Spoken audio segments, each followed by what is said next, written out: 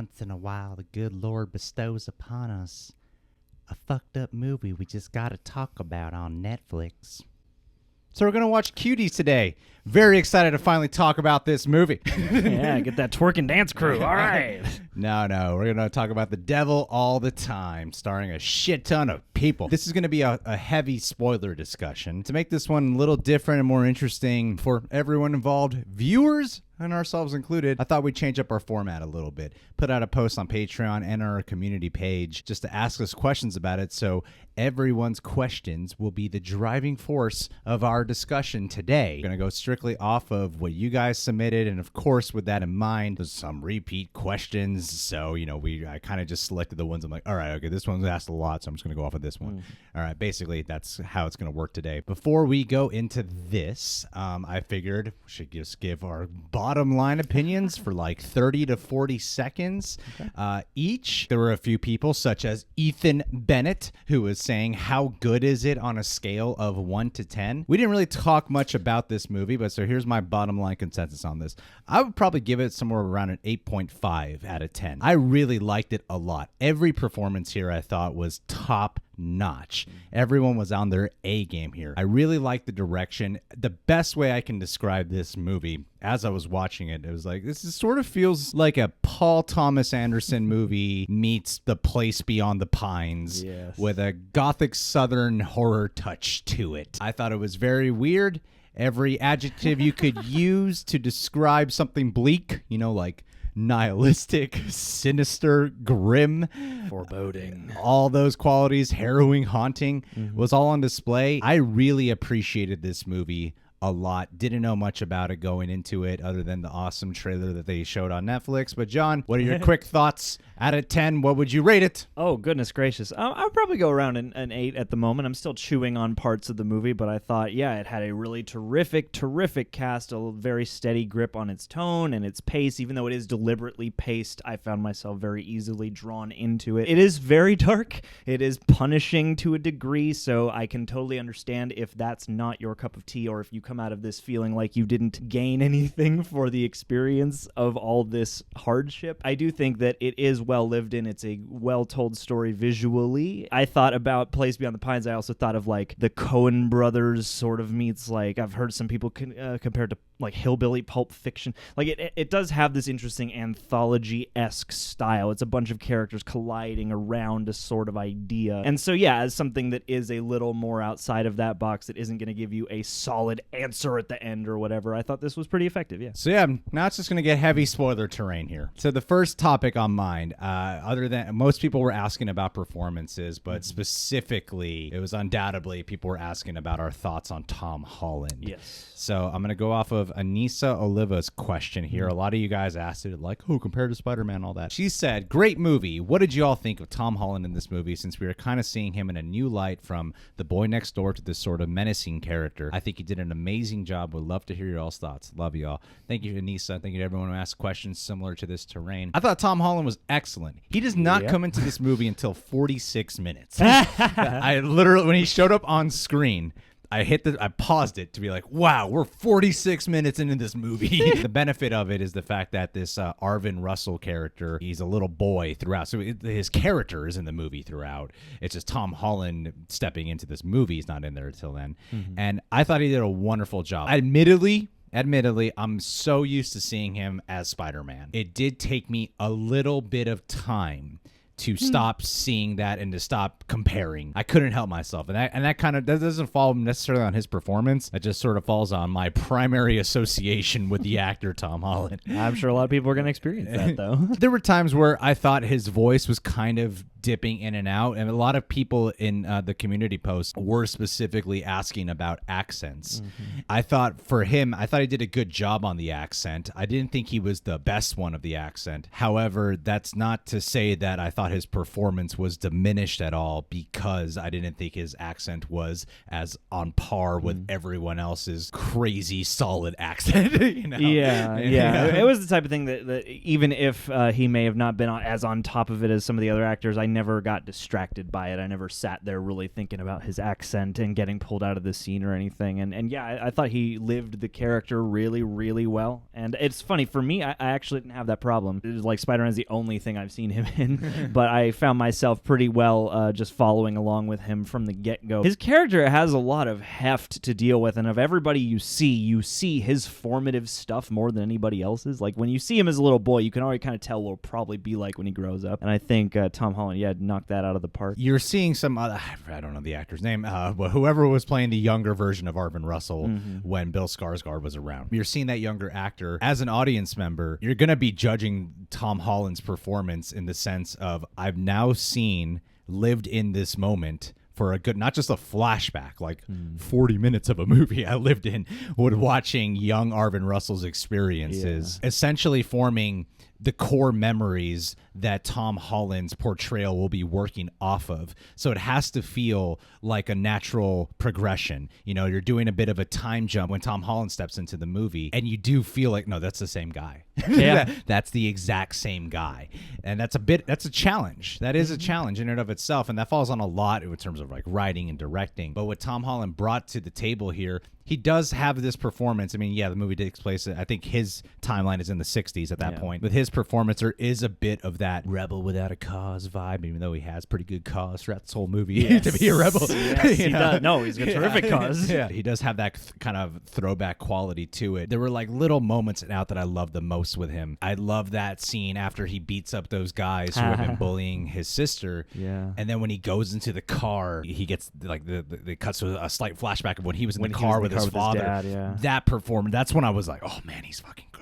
Yeah, you know, totally. like you're watching all like the cool dialogue scenes and whatnot, and that scene with Robert Pattinson is great. Obviously, that particular moment was when I was like, damn, dude, he is knocking it out of the park. And from that moment on, I mean, before that, but especially from that moment on, I was lost in the Arvin Russell portrayal. So I thought he killed it, absolutely killed it. He killed a lot in this movie. Yeah, he killed a lot, and it's funny to see the Spider-Man portrayals because, I mean, in a way, you could argue that the origins aren't too far off, minus the spider. You know, fair enough, I suppose. You know, if just Spider-Man had a more like messed up dad who inspired him to go beat people up for the sake of his sister. A lot of people were asking about like who are your favorite performances and whatnot, so I'm going to go off of this one question right here. Rizhav Sarkar, a lot of people asked similar questions. Thank you. Who do you think stole the show when it comes to acting? I'd say Bill with that amazing accent. Here's where I feel like we're going to be in this category for a while on this question. Okay, all right. Yeah. The reason I chose this specific one because in terms of the whole stealing the show idea, here's how I would describe my experience with this movie. Whoever was on screen at the time was stealing the show. Yeah, no, I felt exactly the same way. When Jason Clarke was there, he was stealing the show. When Bill Skarsgård was there, he was stealing the show. Or Pattinson was there, he's stealing the show. It's like whoever was the main character in that scene was stealing the show. Everyone does a great job. Undoubtedly, I can't fault anyone's performance. They were all lived in, and it blew my mind just how great of it was. It's some of the best acting, probably the best acting I've seen all year out of any minimal amount of new films I've seen this year. Oh yeah, I mean that too. And you specifically referenced Bill Skarsgård here, and it was at that point when I was like, oh, we're not going to see Tom Holland until like 45 minutes into the movie. When I was thinking of Place Beyond the Pines. I don't know if you guys have seen that movie, but if you have, you'll know exactly why we're referencing that movie. Like if Cormac McCarthy wrote Place Beyond the Pines. I thought Bill Skarsgård was excellent, fucking-tastic. I thought he was great. Yes, he killed the accent and everything. His performance was so realistic. Yeah. And he gets to some deranged spots, Yeah. when they sacrifice the dog and everything like that, which was just so, I mean, man, that was... There's some unsettling stuff in this movie. That was shocking. Undoubtedly That's a horror shocking. Movie moment when they reveal that. Yeah, but his performance of how lived in it was, of like getting his experience with the war background, what the haunting site is, and how this this haunting memories manifested, mixed in with Christian ideologies and wanting faith into this cross that they put in like essentially their backyard to get to that point with this character where he's going to sacrifice his dog for his wife. You have to have a performer where earlier on in the movie you can see how this character got from there to there. Yeah, exactly. Yeah. In such a short amount of time in terms of like 30 minutes into the film. Everyone was lived in. That's the exceptional part to it. I mean, Sebastian Stan, I have some story things I want to touch on in a second with some of these characters, but Sebastian Stan was also like surprised me. He gained weight for the role. So did Robert Pattinson. The mark of any great actor, you gain weight for a role. Gotta gain that weight. You gain weight, you're committed. Yes. Gain weight or get skinny. Which one are you going for? That's where it's transformative. And I feel like it's even more when you just gain like chubby weight, you know? Because people put on muscle, and that's one thing, but to really sink in by bulking up a little bit that way is, respect. And that's when my mind can go in and out of, oh man, this must have been a bitch, because then you got to go back to being a winter work soldier. that off, yeah. You got to get all buff again. But I think Robert Pattinson, because you see his belly when he, the girl's going down on him, and I think he was pushing out his belly. I don't know if he gained weight. I think he was pushing out his stomach. That was all that not working out for the Batman right there. They all played against type, you know? It's easy to look at this on paper and be like, are you sure you want this guy for this role? Sebastian Stan, he's not a powerful dude. He's kind of a weak man. He's a weak guy in a power position who's like struggling to keep that power position. But that's why I like his portrayal. Yeah, that's why I love his performance in here. Jason Clarke, who I thought he was so good.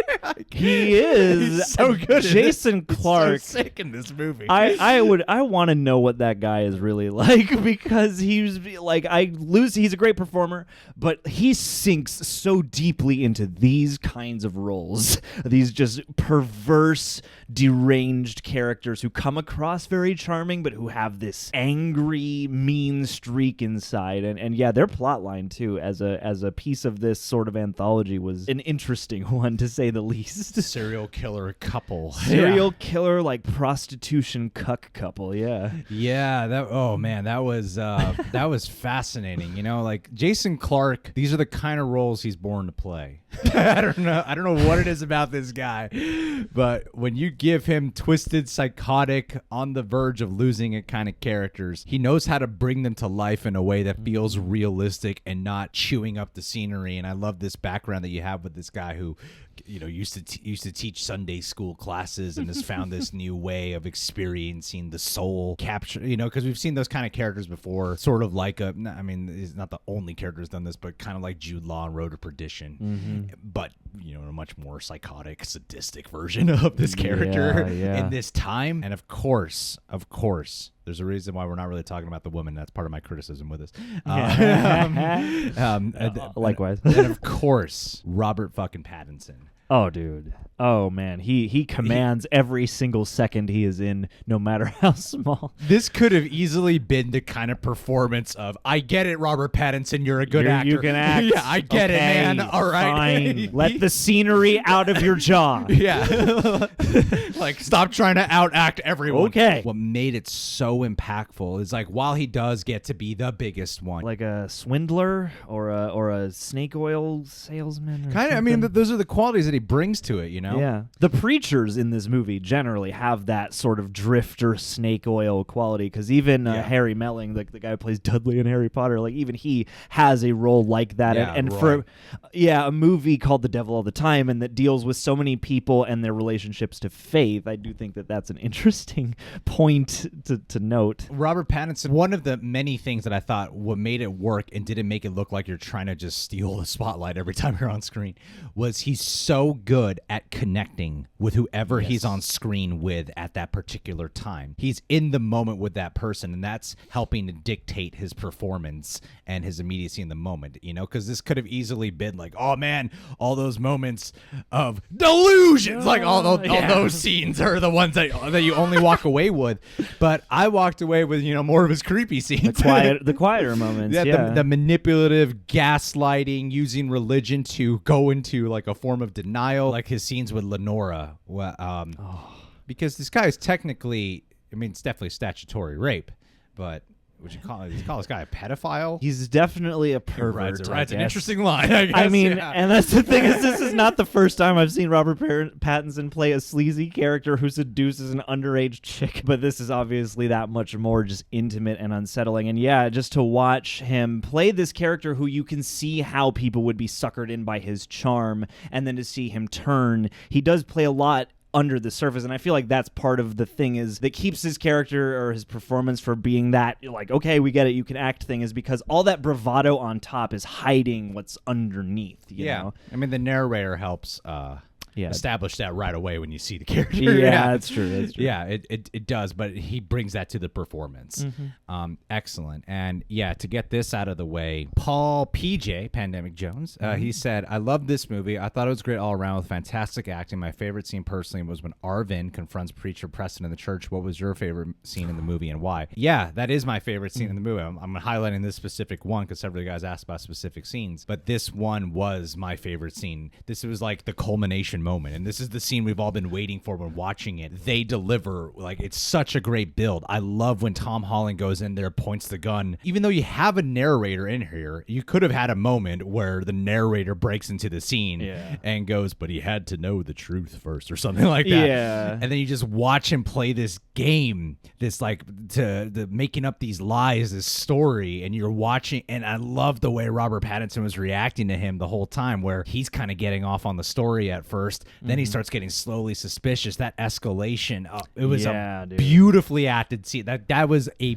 beautiful scene, and for anticipation of wanting to see Tom Holland and Robert Pattinson come to the screen together, they gave us this one scene with them. That was the highlight of the movie to me. That was the scene. I would say any scene where Tom Holland faces off with somebody with a gun is my favorite scene, because there are at least 3 of those moments, and I thought they were all really terrific, and they all really gripped me. I would say that the scene between them in the church is probably the centerpiece, although the scene I have thought back to the most and that crushed my heart the biggest was when Lenora accidentally hangs herself, and the whole reaction when Tom Holland runs in and he's like trying to lift her body, like that was such an uncomfortably intimate, wrenching moment that scene has sort of been on my mind since then. So I don't know if it's my favorite, but it's definitely one of the most impactful to me. You see, this is where you and I think will really disagree on that scene. I actually got, and someone did highlight it, that specific scene here, and I'm going to go back to the performances in a minute, but Jordan Shea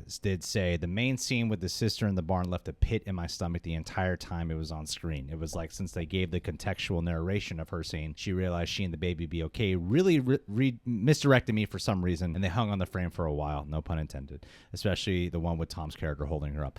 I really liked the way that was shot and captured, and the performance was awesome on Tom Holland's end of when he's holding Lenora's body and the door keeps slamming shut just again, calling for anybody to notice. It feels very realistic and desperate. I actually kind of got annoyed with the movie for some. It was the only time for a movie that is very dramatic and very heavy and very bleak. It was the only time in the movie, and I feel like I'm probably outnumbered here by a large margin, with the narrator saying she realized she'd be okay, and then she slips and dies. I'm like, oh gosh, you don't have to hammer in the drama the here, bleakness. You don't have to. I'm like, you don't have to just hammer it even more. Like, I thought, to me, I was feeling a little bit like manipulated into it.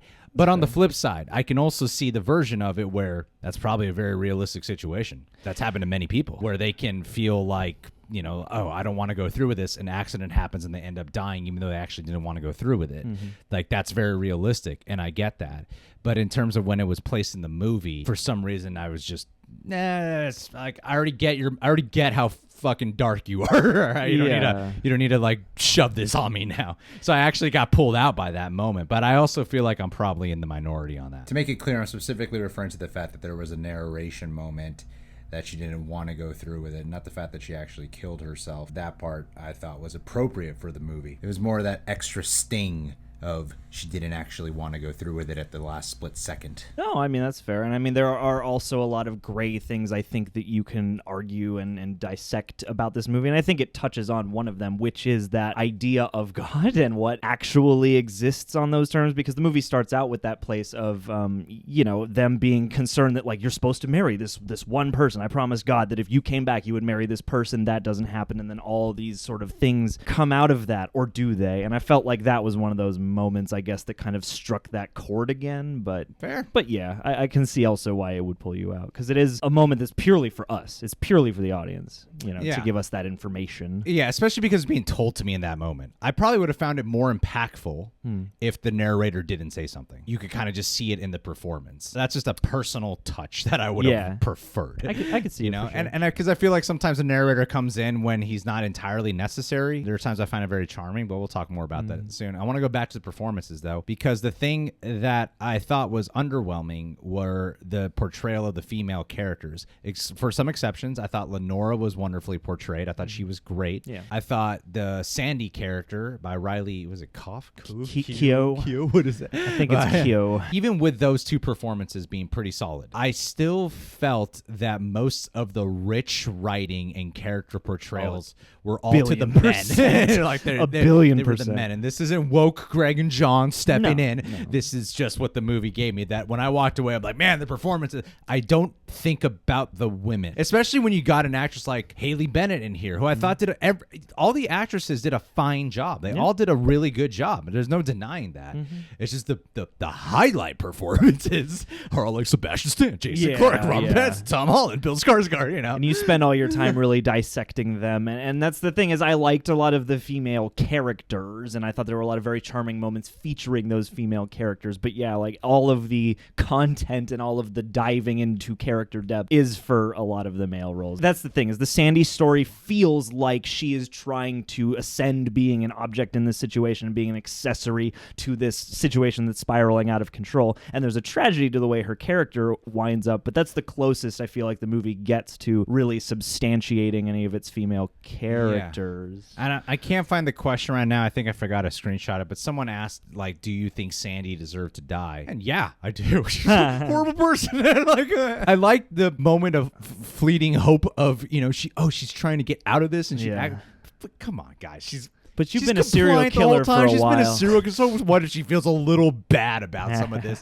She's still going through with most of this, like she's not a good person. And then you even have that moment where she's looking at the photos. As much as she's feeling conflicted about some of this, she still enjoys reminiscing at some of these moments. Yeah. I actually thought, structurally speaking, that was a cool way that played out when you find out there's a blank in there. Yeah. That was one of those narration combined with going to a flashback moment that I was like, that's clever.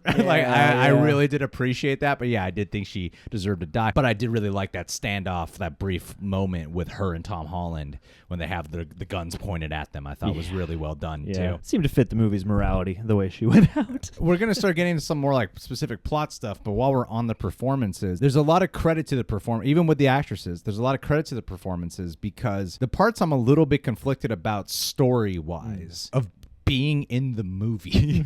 Jason Clarke, Riley, and the Sebastian Stan stuff, really focusing on them, because I really liked it only because I thought everything on a technical scale was captured wonderfully. Everything's really interesting. Everything's really, that's the thing. It's all really fucking interesting. Yes. The performances are great. I love the grimness of it, and I love what they're exploring. However, by the time the movie wrapped up, did that even really need to be in the movie? Because I didn't know where this movie was going 99% of the time. After Robert Pattinson died, everything suddenly became very predictable to me. Already my mind was going, oh, okay, he's going to go back home.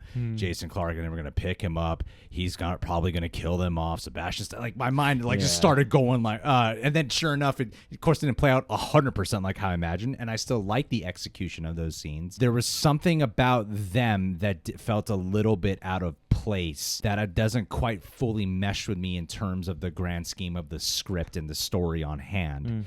I know this is based on a book, and so maybe in the book it probably works a lot better, but for here, I only really liked it a lot because of everything on screen. Yeah. But then the time we wrapped up, I was like, I don't even think we really needed that. You probably could have done a little bit more, just like expanding on the other stuff with like the Preacher and like keeping it just strictly Robert Pattinson and Tom Holland and that whole showdown per se. But I still really liked it. But that's a credit to the performances of, even though I'm conflicted on how much I thought it was necessary to keep in the adaptation, I really liked it a lot, primarily due to the performances. Yeah, I'd say that's like the saving grace that keeps everything afloat no matter what, is that the performances are great and it's beautifully captured. And they actually shot this on film, which was like a nice change of pace. I noticed that right away. Yeah. It was really refreshing. Yeah, and it really does bring that 40s, 50s, 60s aesthetic to life. And yeah, I'm sitting here and I'm thinking back on it, and I feel like, it'll take me a minute to sort of put together if I feel like everything was absolutely necessary. But I do see where you're going with that, is because you do kind of flip into plot mode once you get into a certain point in the movie. I guess, I could see that being kind of frustrating. It was unique in the sense of I'm not used to seeing this kind of story in a movie, but the way it actually unfolds wasn't the most unique way of how I thought it. Like, the execution is what it's all about.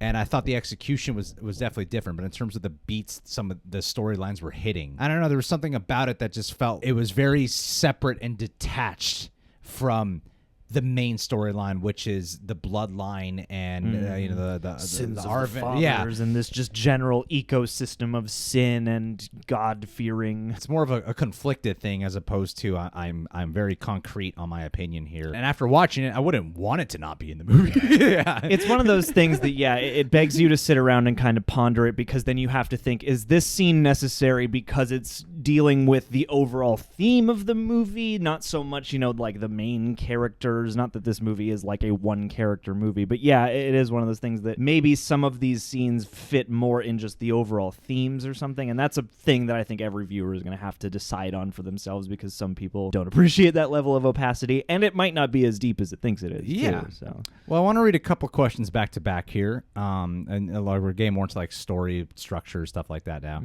Batmeth says, how did you guys like the structure of this movie? Did you find the flashback sequences out of place at times? And Umang Bahrali, sorry if I'm saying that wrong, do you think the movie would have been better without the narration? I'm usually not a fan of narrations, but I think it was used extremely well here. I was delighted to find out that, because I didn't know it was based on a book, so I got two pieces of information all at once on the credits when it says based on a book by Donald Ray Pollock, narration by Donald Ray Pollock. I was like, that's cool. you didn't notice that? You're I the did guy not. who always stays I'm up for the credits guy. I know. Look at me. Yeah, it is novel by him, and then he narrated it too, and I thought that was really cool. Yeah. I have to agree with you first on the narration. I'm usually someone, I've obviously said a couple of things here and there that were like, it wasn't, there were some parts where I didn't need the narration, but overall, I actually really liked the narration. It added to that gothic Southern tale vibe. What was great about the narration was that the narrator had an opinionated voice. Yes. It wasn't just conveying information. It's not necessarily the omniscient narrator. Yeah. It's not like the narrator who's just telling you shit because you won't get what's going on. Yeah, he had opinions and swear words. And you almost feel like this was a guy who was around for these things and is just retelling you the tale. Yeah. That's what I thought was wonderful about the use of narration. And I like the structure. It's an odd structure. It's a very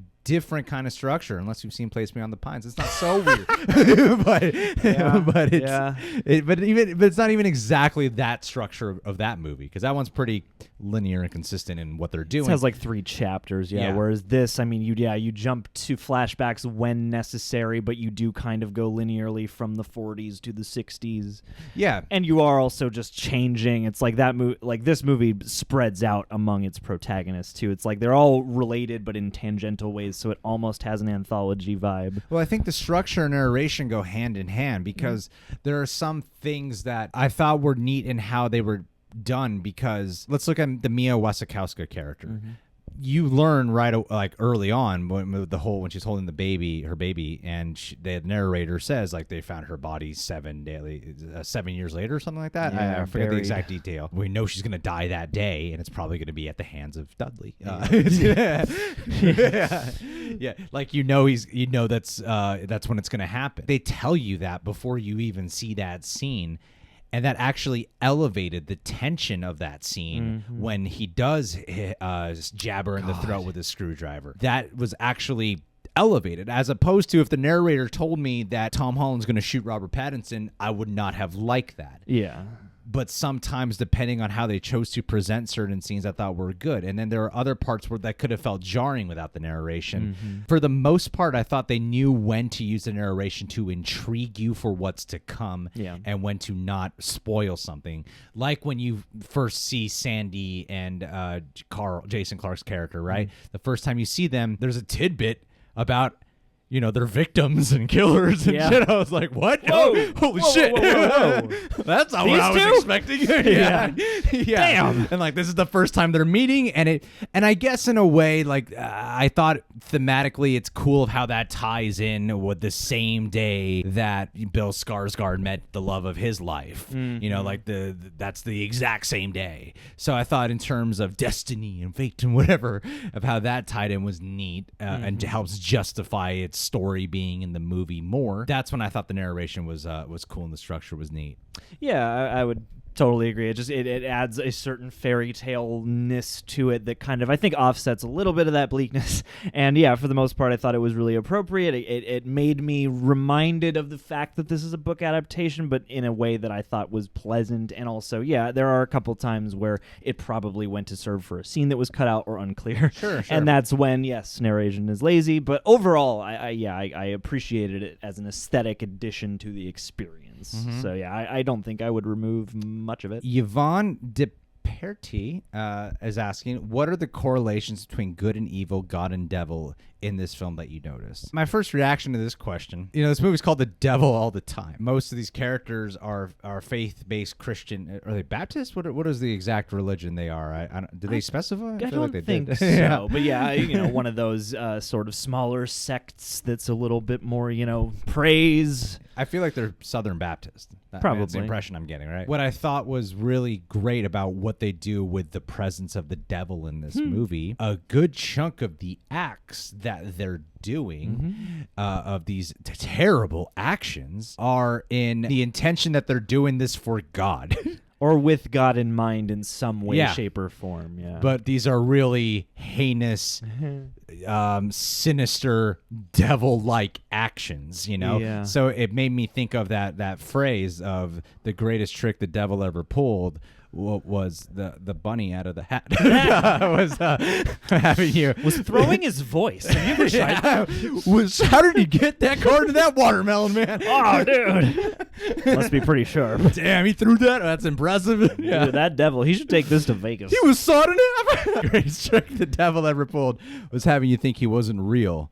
And like all these people are like God, faith obsessed. Some people are doing this intentionally. Like you got this preacher character who's like the devil's infiltrated the church, and then you got a character like Roy of I'm gonna kill my wife and prove how connected I am. I'm gonna resurrect my wife from the dead. Then you got Bill Skarsgård who's desperate for Jesus to save his wife's life, and he offers up a sacrifice. Like these are terrible things these people are doing that are representing all kinds of sins: lust, wrath, envy, all these different kinds of sins all over the place. Sebastian Stan's character like goes to serve like the greed. Thematically, there are reasons why I think like Sebastian Stan and Jason Clarke's character are all justified of being here. Overall, what I thought was really interesting about what they did with it was that quote that came to mind of the greatest trick the devil ever pulled was have you think he wasn't real, because I'm like, guys, you see, devil's fucking working amongst all you guys. and because it's established right away with Bill Skarsgård on the battlefield,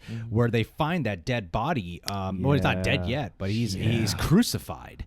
This soldier is crucified. Immediately puts that image in your head of, well, that's what crucifixion was. We often see the cross and associated with this like heavenly Jesus Christ. He died on the cross, but the cross has become symbolic. It's a violent symbol. But really, it's a symbol for punishment, Torture. torture. Like it's evil, right? I thought, like structurally speaking, and starting off with Bill Skarsgård's character and what his traumatic memory is from the war is this violent image of a man being crucified to the cross, which is off like different than what we normally associate with what a cross means now.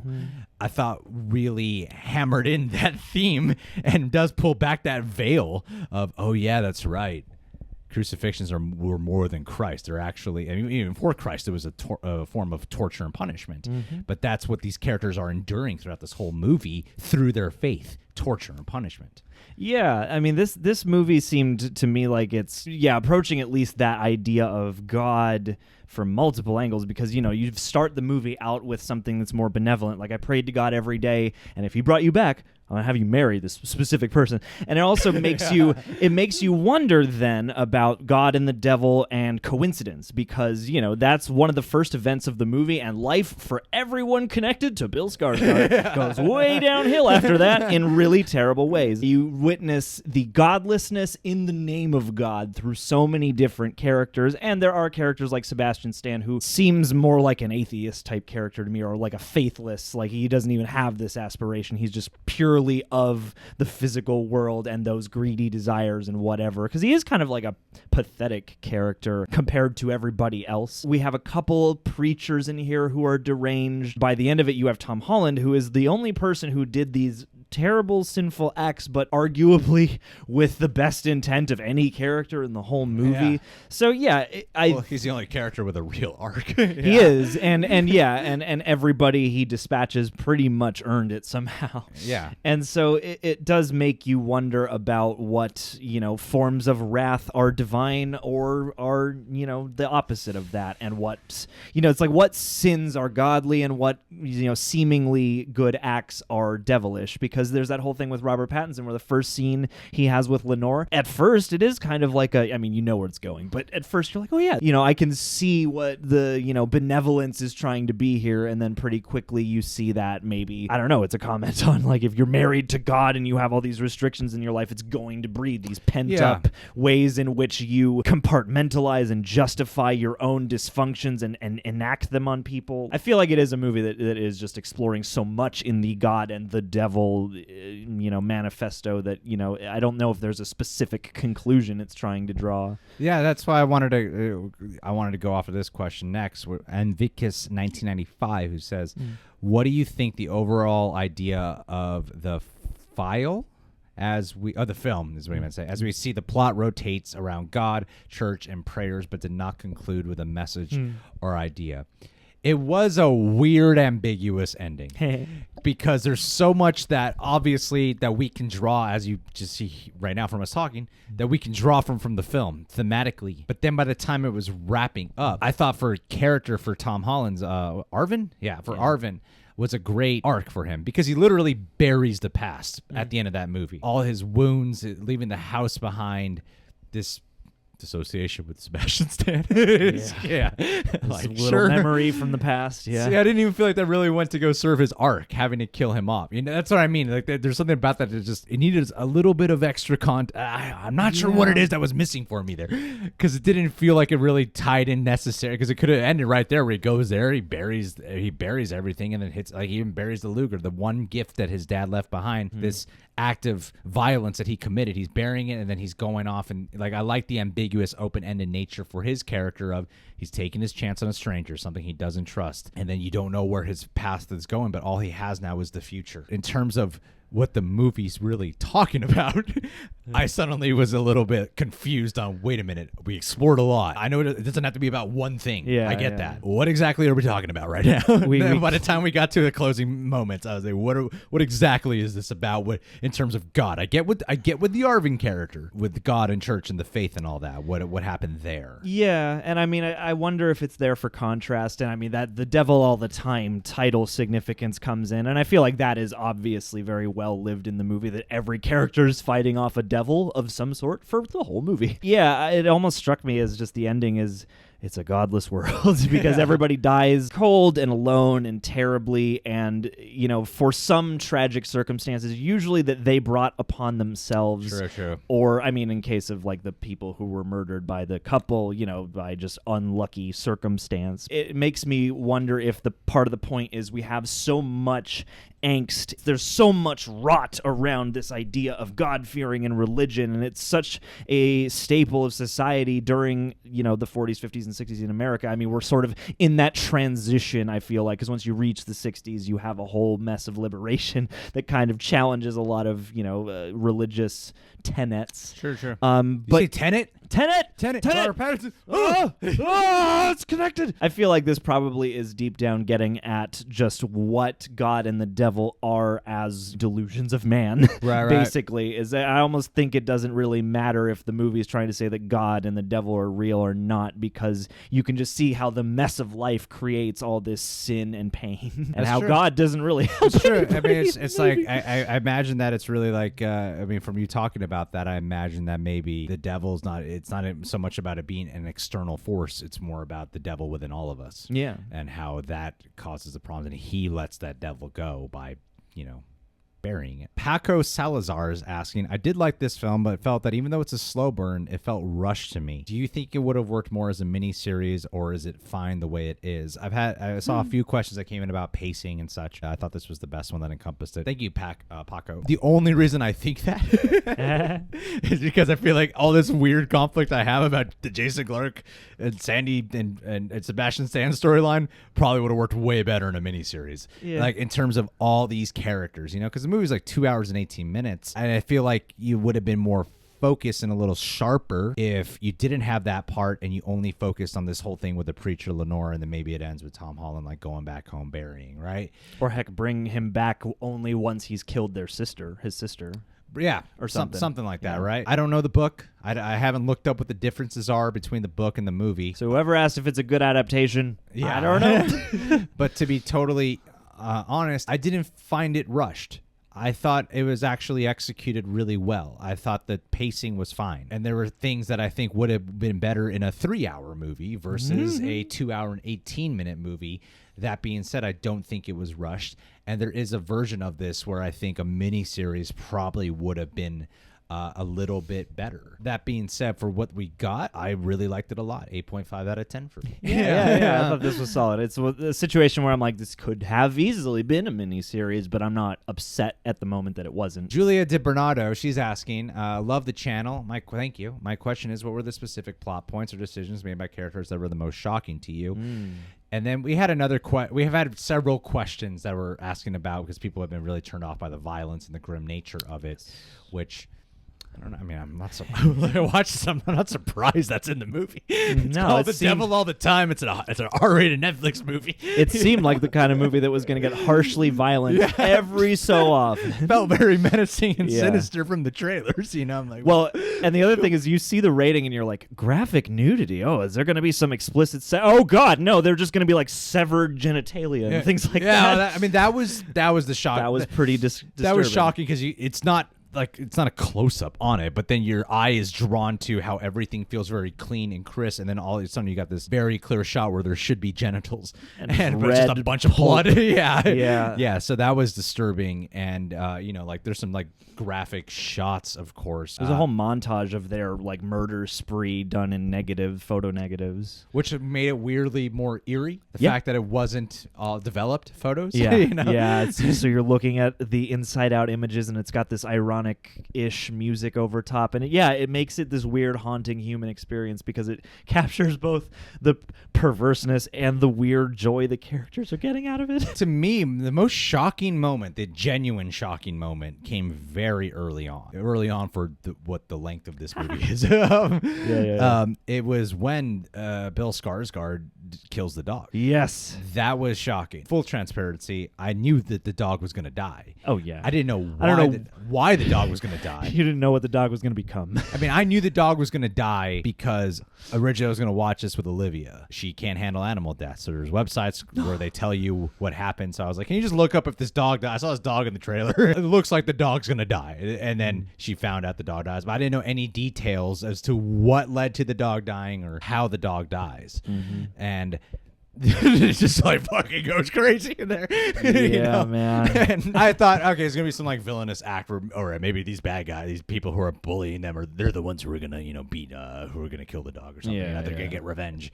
But then for it to be a sacrifice and to see the extent of where this character is going, and then the desperation, how far he goes with it, even though it's mainly implied. You get one clear shot with the flashlight POV with Sebastian Stan where you see that he like spread out this dog that's decaying on the cross, which is a very disturbing image. Covered in bugs. It's really gross, disgusting. and the effect that it's having on young Arvin of I'm not gonna pray anymore. Don't worry, I'm gonna go down there when Dad's asleep, and I'm gonna take you off and give you a proper all of that was the most So disturbing heartbreaking. stuff to me. I was a little worried for that child actor too in some of those scenes because like the way Bill Skarsgård's like handling the back of his head and forcing him to Slapping pray. him, Yeah, I was like, oh, please be careful with that boy.